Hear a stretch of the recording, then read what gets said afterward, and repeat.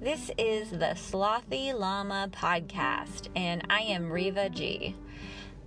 This podcast is largely about all things mindfulness and, in general, how to find more enjoyment out of life.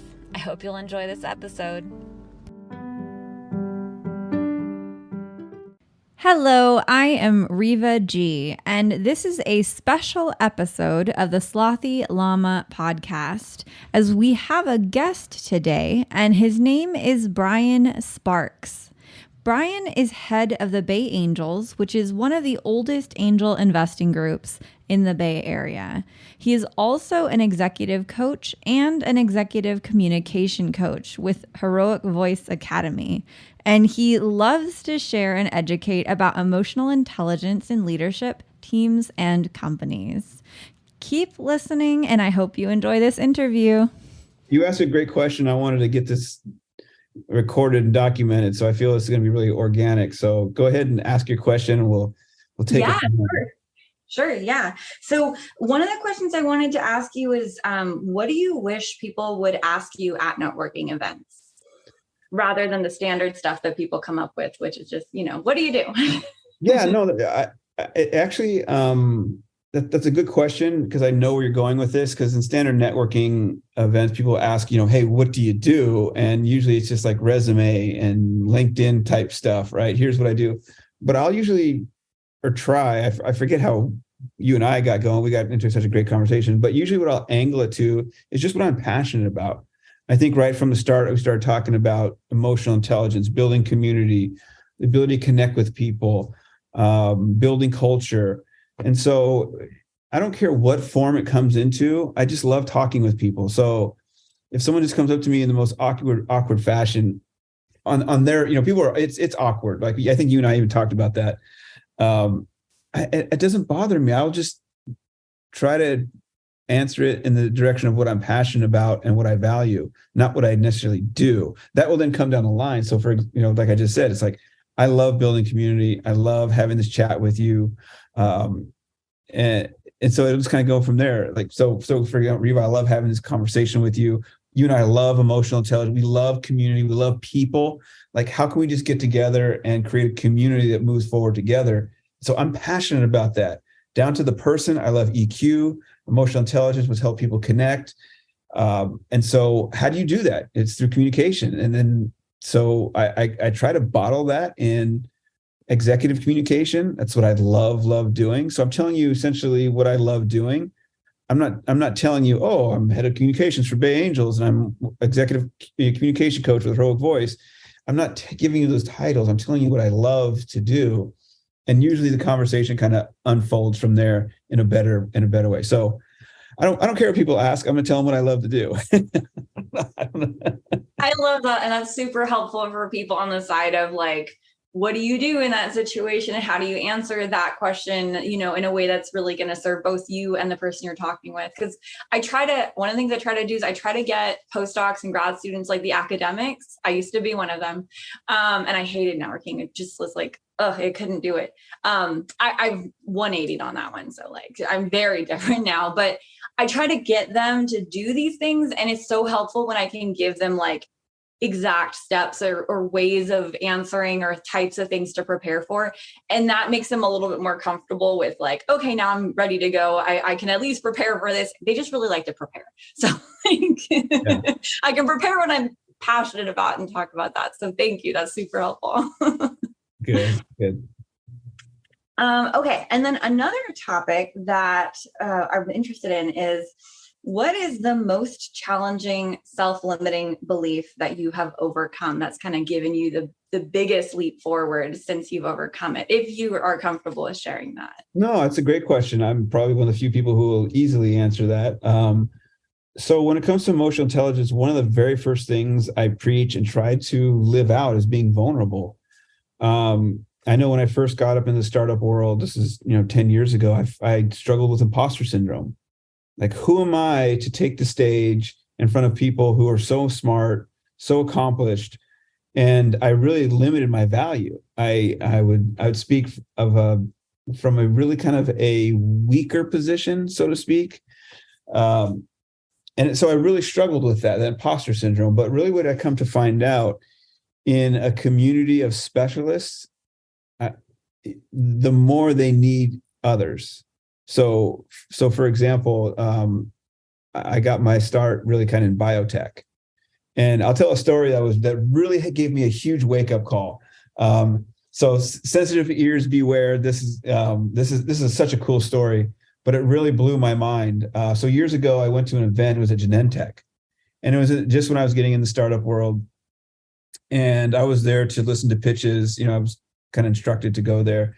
And of course, what do I know about life science at the time? I'm a comm guy, right? I like connecting, but I went and I listened. And I arrived a little bit late intentionally because, it's Genentech in San Francisco and it's a big event. And I stood in the back and started listening to the pitches. I mean, amazing pitches, very polished. At the time, I'm thinking like, wow, this is amazing. But I didn't understand anything that they were saying. And it was really like frustrating. But I listened for structure. I listened for delivery. I listened for those things, right? And then a guy came in about 5-10 minutes after I got there. And he kind of puts his hand on my shoulder and he goes, "Hey, what I miss?" And of course, me at the time, I'm trying to sound like, "Hey, I belong here." I go, "Oh, you've missed," and I don't remember what I said at the time, but I remember I started thinking of things that would sound smart, right? And he looked at me and he leans in because again, we're being quiet. He goes, "These things are fucking boring." And I go, in my mind, I'm like, okay, another BD guy, another people guy, right? It's like he's in sales. And I laughed, right? It's kind of quiet laugh. But and the pitch went on. We chatted in between pitches for a little bit. And before we went on our break, the moderator who would come to the stage and introduce everybody pointed him out in the stage, the guy who was with me, and introduced him as one of the biggest investors that come to these Genentech events. And it blew my mind, right? How unassuming he was. And yet then at the same time, the way that he talked about these people, right, that lived in silos and had to learn how to communicate these ideas. And though it may not really be fitting to what you asked me right now, like, what was my biggest obstacle overcoming my limiting thinking, it made me realize in hindsight, like, wow, we all have our unique strengths. We all have our weaknesses. And to overcome our weaknesses, we rely on others' strengths. And for them to overcome their weaknesses, they rely on us for our strengths. And when you find your place, and it doesn't necessarily mean getting smarter, it doesn't mean necessarily meeting new people. When you find your strengths and you fit in the right place, your heart comes alive, your sense of fulfillment comes alive, and people gravitate towards you. And so it was that awakening through a series of experiences that made me realize, wow, I've had limiting beliefs, but through connecting my head and the heart and being in the right place of what I'm supposed to be doing, it melts away like butter. I love that. That is, you answered it very well.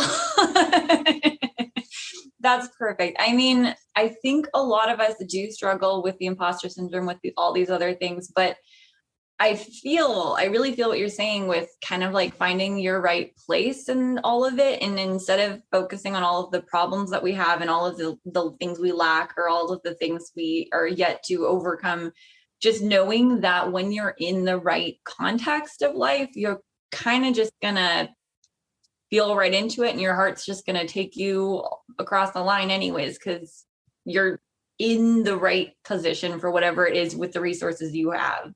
So that's really reassuring and kind of comforting. And the opposite of what I hear a lot of with like kind of the self-development world, where it's, well, self-development isn't bad per se, but there is a lot of focus on what's broken, what's wrong with you. So I really appreciate that perspective of it being more just like, you're actually good. When you're in the right place, you'll shine. Yeah. I mean, honoring you have strengths. Like there are things that as I get to know you, I'd be like, wow, Riva really has a strength in this area. And I'd know it would complement my weaknesses. And I believe that about everybody. And so if you're honoring others' strengths, if you're honoring people's presence with gratitude, you naturally find that click space, right? Where you just, oh, there it is. And you move forward better together than you do individually. So I struggled at a younger age being very judgmental. I was very competitive, like growing up in sports, very competitive. And so I saw everyone as like, my enemy, the one to overcome, to beat, do better. And there's nothing wrong with that in, again, context. But if I don't first honor those I'm competing with, then I'll never really take the battlefield at my best. That's really valuable to hear too. And just curious, what sports were you involved in, or were your favorite at least?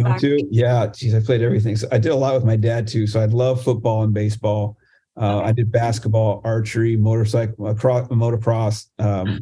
So I kind of came up in that environment when I got to try a lot of different things. Gotcha. So now is your what was it? You do biking, but like more like mountain biking, that kind of stuff. Is that kind of like your come down from the motorcycle days? Oh yeah, you remember that. So now I do love mountain biking. Yeah, I love hiking. I love being outdoors. I think if I'm going to do stuff to unwind, that's what I would do. And of course, family and friends are always a good thing to touch base with very routinely. Absolutely. Actually, one of the things I was going to ask you about has to do with that heart-mind connection that I've heard you talk about it in each time I've gotten a chance to speak with you now, and both times. And it intrigued me the first time I heard it, and it's stuck with me. I'm curious, when you work with people, and I've done a lot of, digging in your videos, I just haven't had a chance to catch the ones with this topic yet. I'm sure they're there.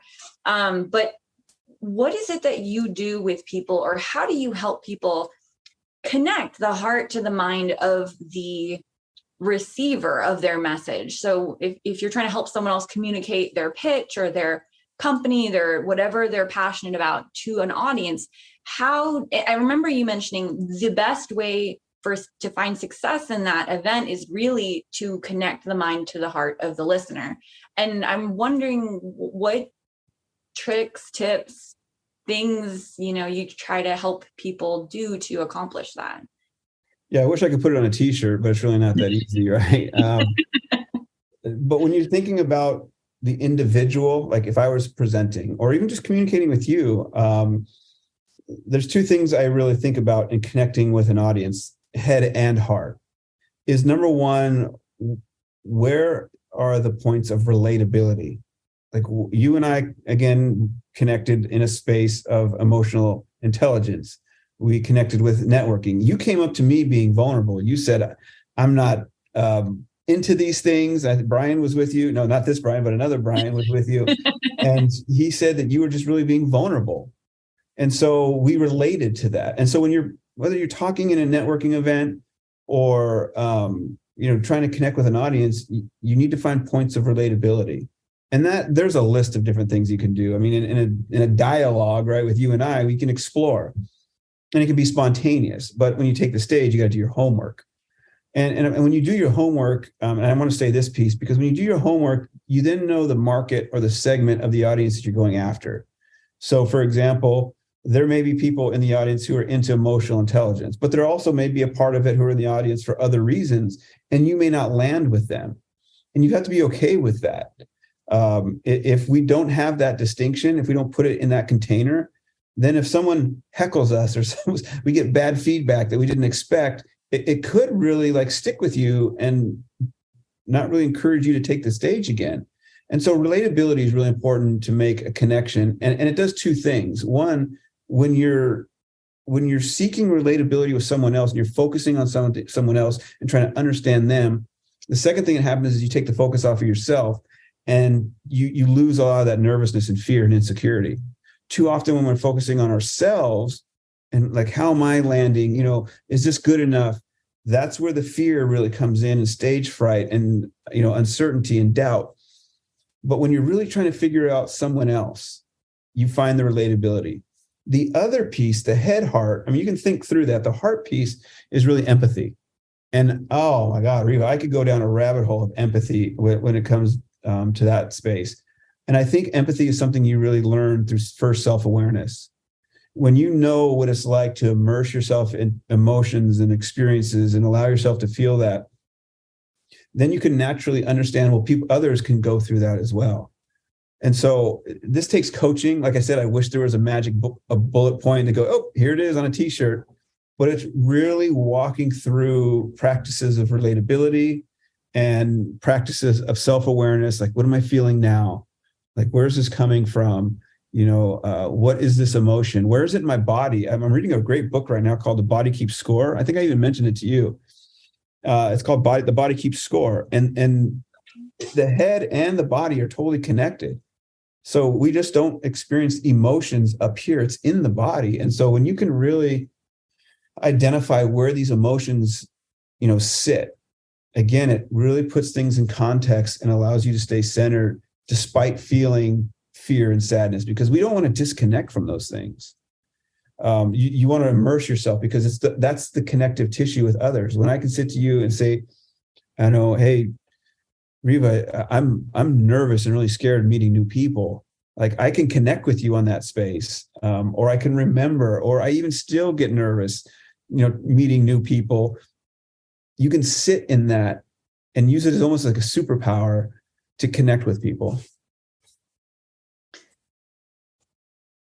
I love hearing you talk about empathy in that manner.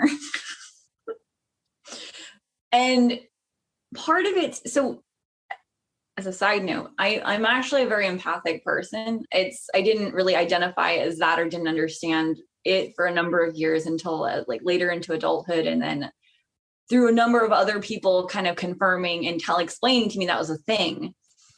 And for a good year, I tried to undo that because I thought it was a weakness, because it made me feel so out of control of my own experience in life, because I would get so enveloped in what everybody else was feeling. So I would know too well when someone was in pain or when someone was frustrated or someone was sad, that in my mind, I almost devolved it as like I need to get rid of this because I'm not able to function, or I'm not able to be a strong, powerful person because I'm feeling everybody else's feelings.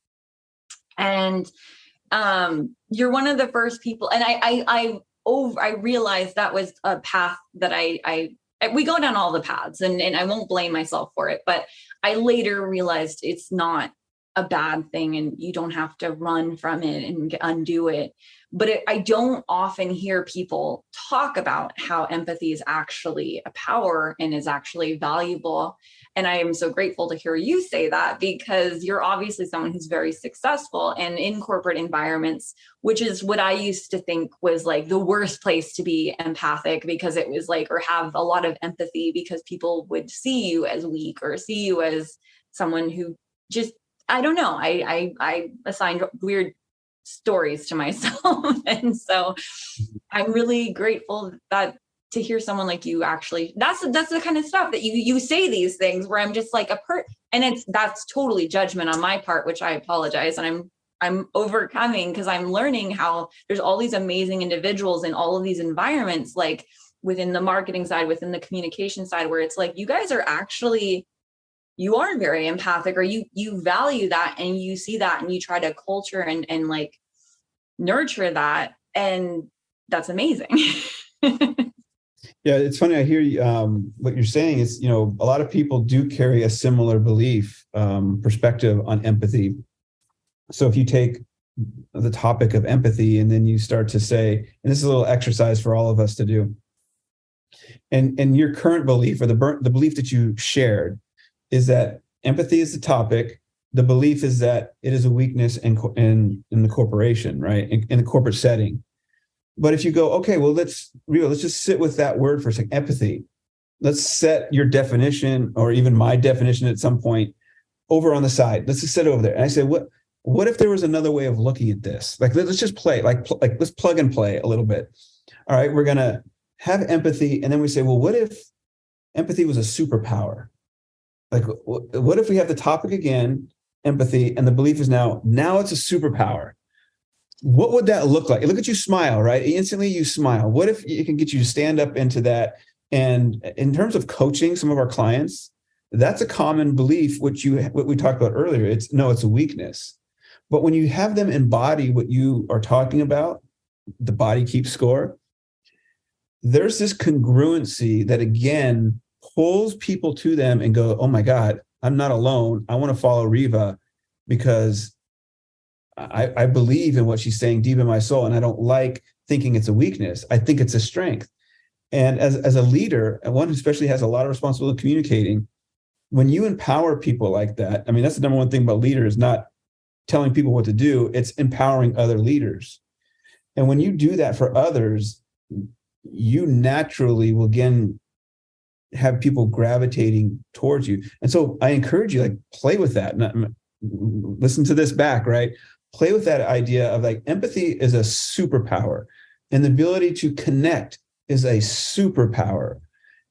Oftentimes people think it isn't, but I'm imploring you, take that belief and set it aside and plug in another one, and you will rise. I appreciate that activity. I will be applying it to many things. Thank you. Yeah, it's fun. No, thank you for that. I know the topic of giving, and sometimes maybe in my past, I've done a lot of like community service, kind of acts of service, that sort of thing to support people. Like a lot of it's academics, they're grad students. They don't have a lot of money. They just need help.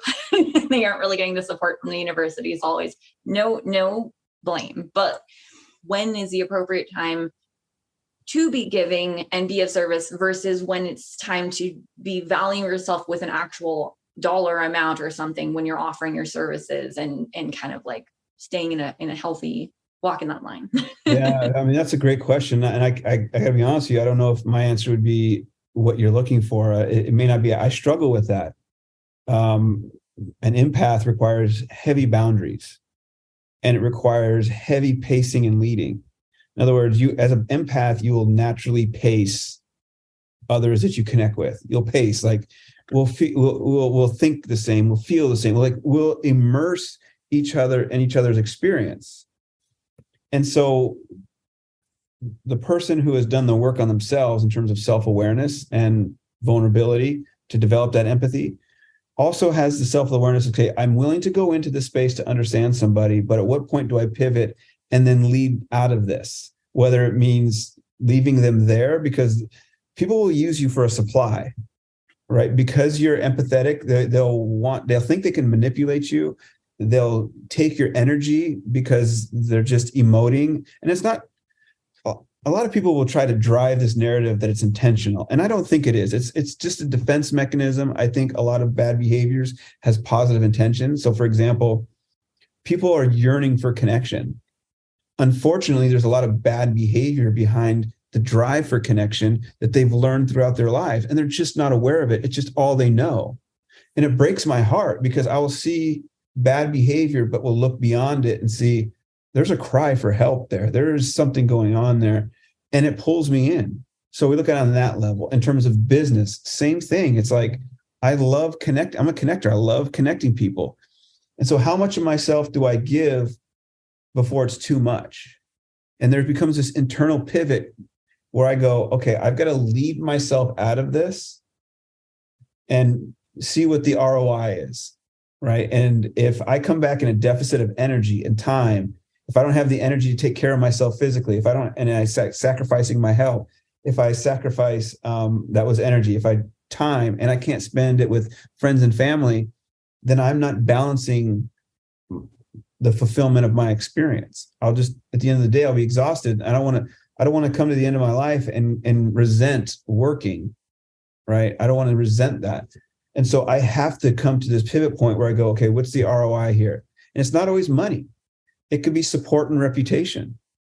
And so, for example, I give a lot of my time to build out my network, right? I want to support others because I believe in the reciprocity of that support.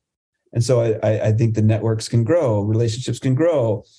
And so I still haven't found always that balance of like, okay, when do I shut this down? So I'm kind of just going to pause there and say, I don't have the exact answer. I just have to consciously be aware of, all right, who needs my time later? Who's important to me? And so I work with these other these other executives, and a lot of time when they're trying to pull together a startup, or they're even a CEO of a larger company, the first thing you go after is their calendar. It's like, how structured are you? Let me see your work environment. Let me see how and it can tell you what's disarray. And so structure begins with, calendaring things, being organized, having forethought. That also plays into my passion with parts. I've done a lot of work in understanding parts therapy. I think I'm the only executive coach who studied parts therapy for over 7 years to understand parts in terms of an organization, because the integration of people in an organization is closely related to parts therapy within an individual that may be broken. I can geek out on that stuff. Go ahead. Oh, I'd love to hear more. I might be misinterpreting. In my head, it's been a while since I've heard about the parts therapy, and I could be misattributing it, but is that the one where you have kind of like the different characters inside of the individual?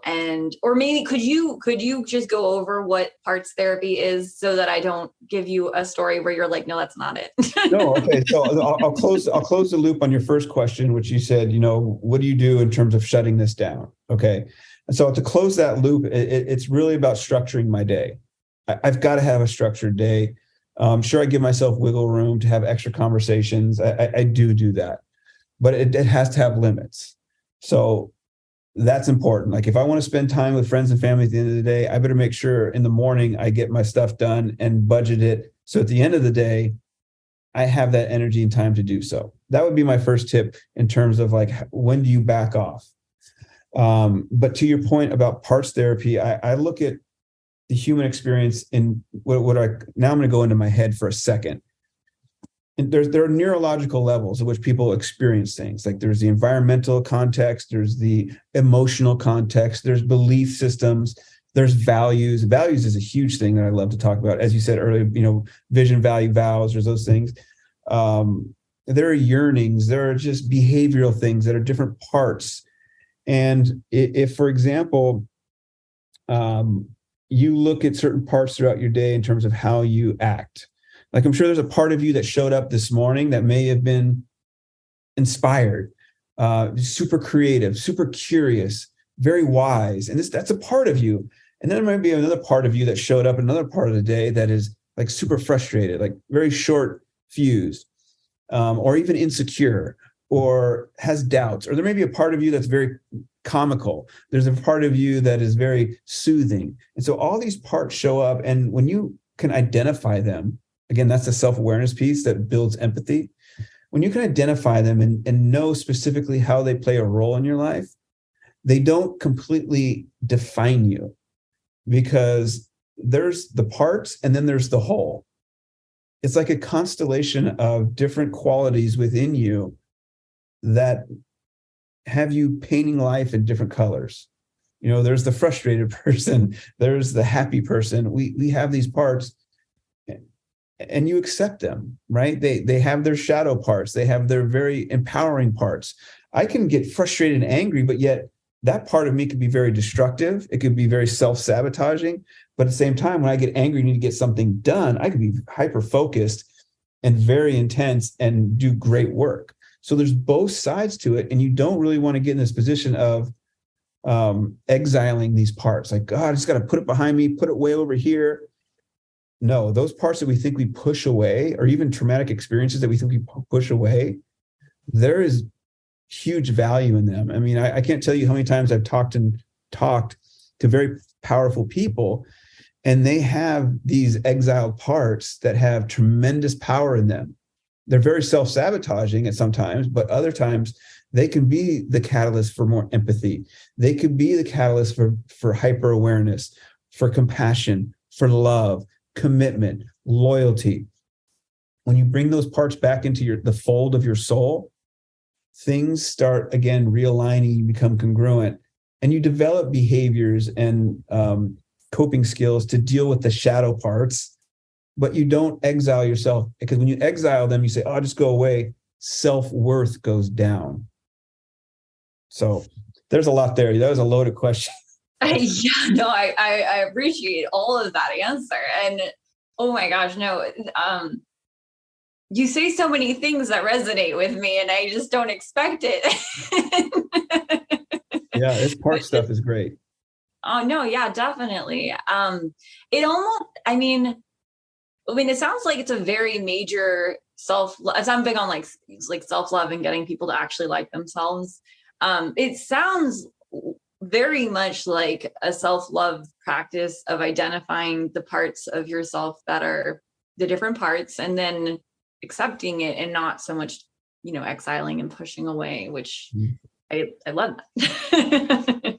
I'm so glad that there's someone like you out there who's like really challenging the more executive level people to understand this and to apply it. So that's amazing. It's fun. I love it. I'm doing what I love. It shows. How do you feel about meditation practices? Like, do you have one? Do you feel like those kinds of things are helpful in identifying these different parts or anything like that? Absolutely. I don't, in fact, you said you do yoga training and the breathing, and like, that's great. Like, everybody should have something that allows them to go into a state of detachment, and just to be the observer. I believe, again, our highest, most creative thought process is just the state of observing internally. Like, how can I just observe myself, be the watcher? And in order to kind of develop that, it has taken some meditation. It has taken, I'm not good at it. I'm not great at it. Actually, it's some variation of that, but I have my mornings while I literally sit in the same place at the same time, drinking a cup of coffee, and I'll literally just stare at the wall. And for me, it's, guys call it their nothing box, right? It's go into my nothing box and just observe and think and bask in creativity. I was talking earlier to a CEO, and we were talking about meditation. And I just completely blanked out. We were talking about meditation and breathing. Oh, and art as well. Finding opportunities. I think you mentioned it even earlier, that art is a huge catalyst to creativity. And I think all healing happens in this creative space that allows things to naturally dance together. It just brings things together in a creative, when you're in a state of creativity, you're in a state of healing, I believe. And so when I sit down and I have my cup of coffee and I'm just in this silence, I just creatively allow my thoughts to kind of play together, and I pull them apart and like, oh, let's just see what this comes apart as, and, readdress it this way. And so I just watch it. And in being the observer, it becomes more fluid. So for example, if I had a bad experience, it's not, oh, that's just the way things are anymore.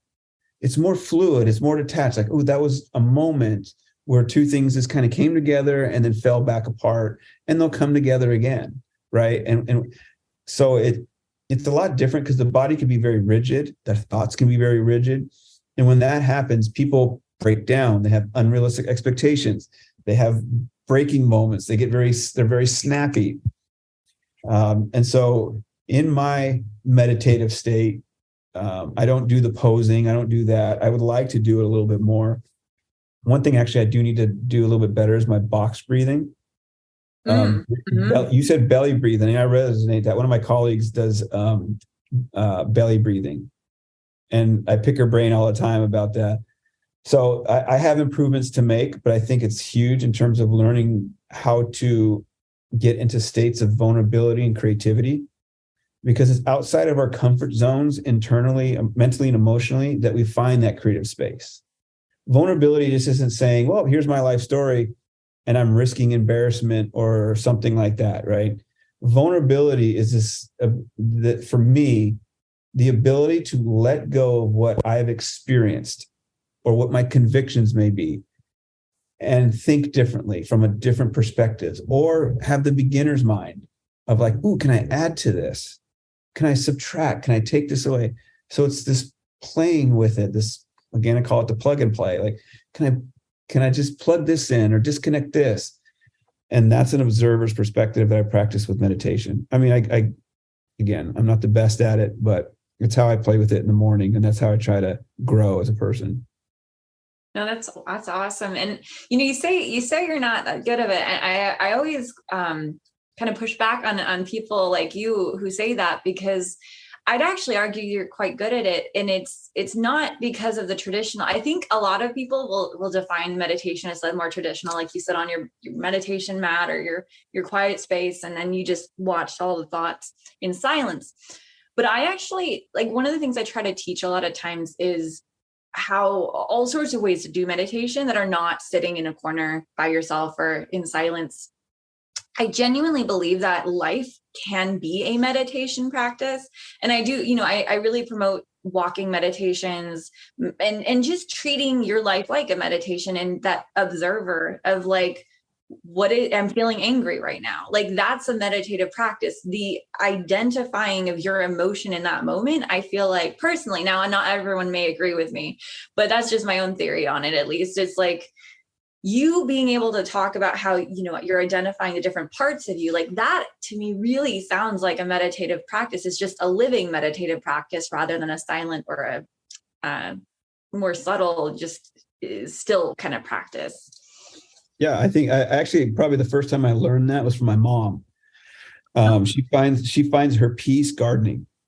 Aww. And so that active meditation, right, where people, and then I actually I learned it from her listening at a young, and then I used to do a lot of, not in school or anything, but I think if I was ever going to be really good at something like Olympic level stuff, I had a natural ability to run. Not fast, don't get me wrong, but long distance. I held the record at my high school for over 25 years. Wow. Yeah. That's pretty good. Yeah. And so it was unofficial. It wasn't for the school, but I had the coaches, recorded it and put it up in the gym, and it stayed there for 25 years. But I never nurtured that ability because I rather play football and, stuff like that. And then my dad didn't do a lot of running, and I wanted to follow him everywhere. But you can get in those active meditations where it's gardening, running, and you get in this flow, and things just come to you, and you think of things. I mean, a lot of people experience it in the shower, right? Where they just get in the shower and they're like, and they let go, and they go, ooh, idea. Right? That's the closest I can come to it with people who don't experience it intentionally at times. But if there's an activity, whether sitting peacefully, running, driving, saves my life. I have a daughter that lives 2 hours away, and I go see her every week. Number one, because I love her to death and I won't miss a week without seeing her. But the driving, it has been a godsend, because for some people can't stand doing that all the time. But I need that focus, because driving can don't get me wrong, I don't check out and get in car accidents and stuff like that. But it's still a very active place that allows just you to observe and just flow with the situation. It's probably actually what makes me a good driver. I've never been in an accident. Still snuck on. So. That's wonderful. Are you going to get to see your daughter for Thanksgiving? Yeah. Maybe around? Yeah. We'll be together. Aww.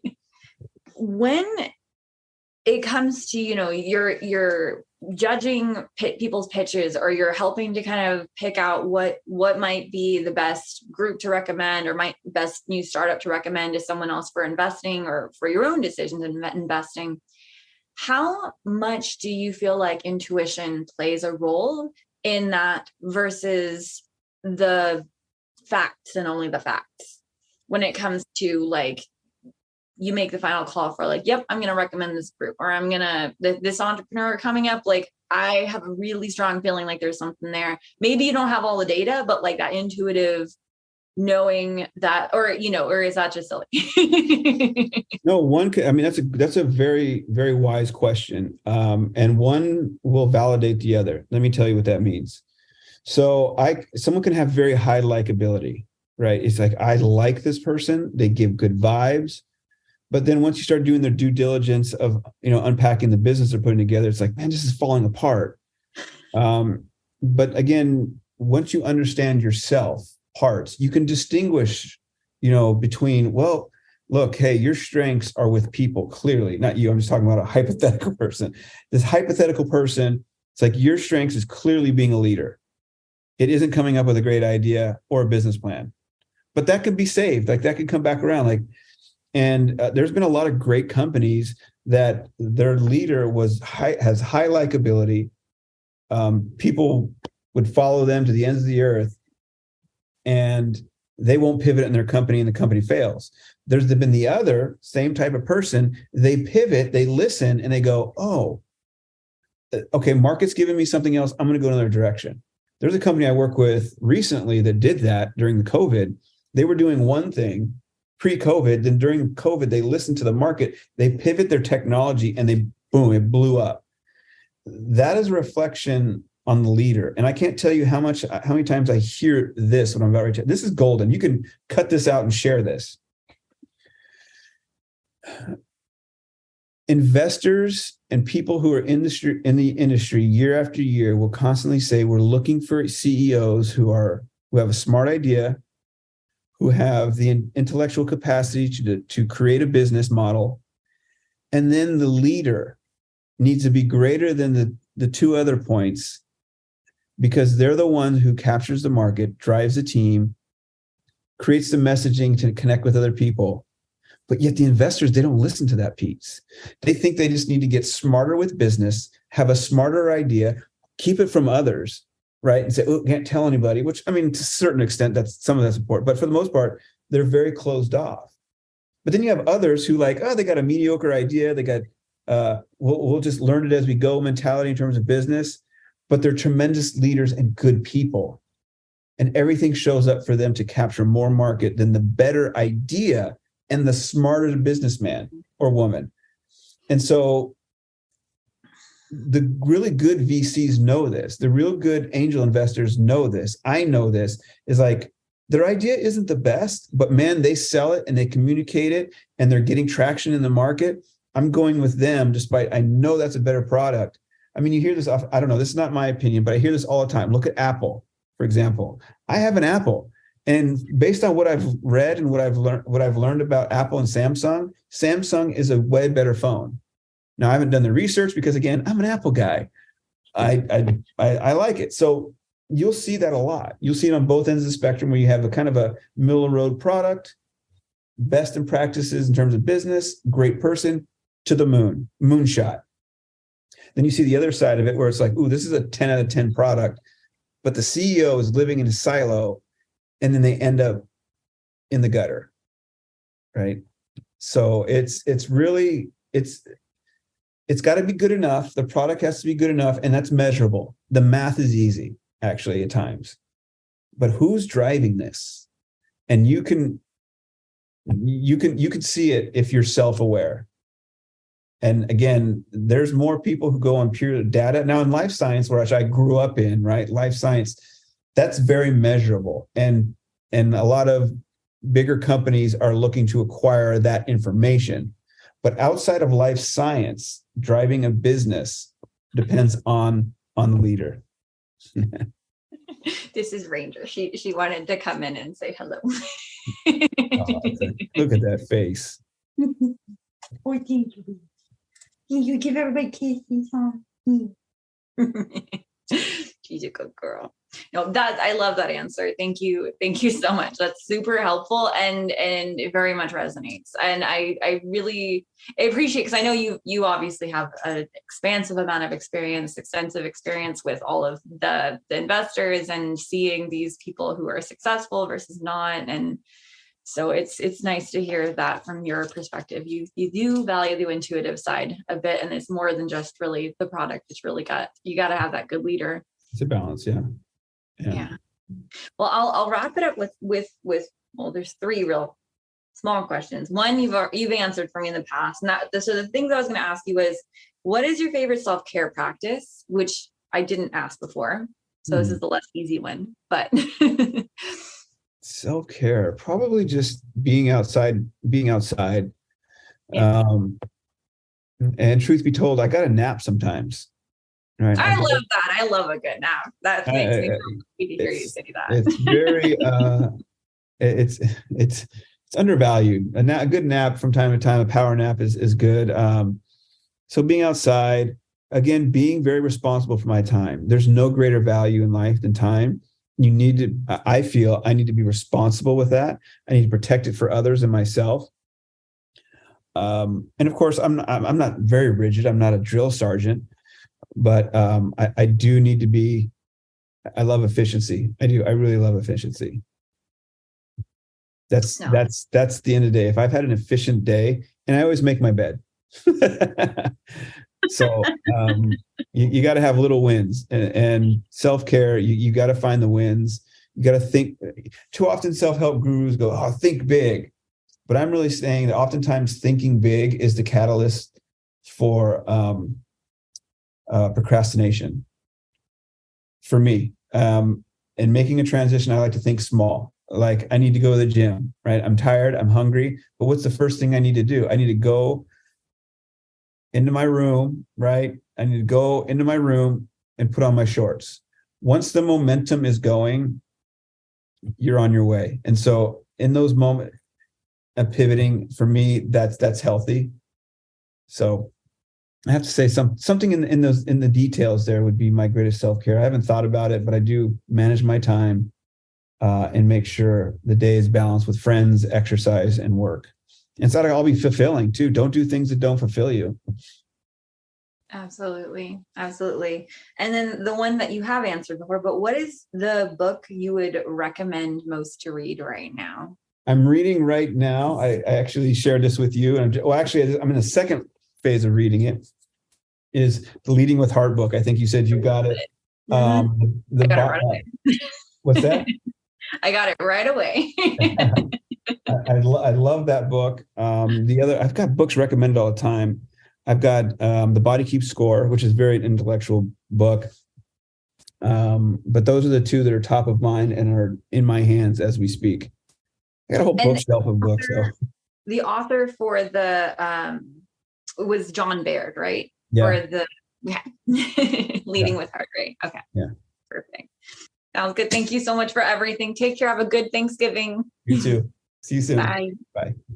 Thanks for listening. If you're interested in connecting with Brian, you can find him on LinkedIn and check him out at some of the events held by the Bay Angels, which you can find at bayangels.com, or the Heroic Voice Academy, which is at heroicvoice.com. As always, the light in me sees and honors the light in you. Bye-bye.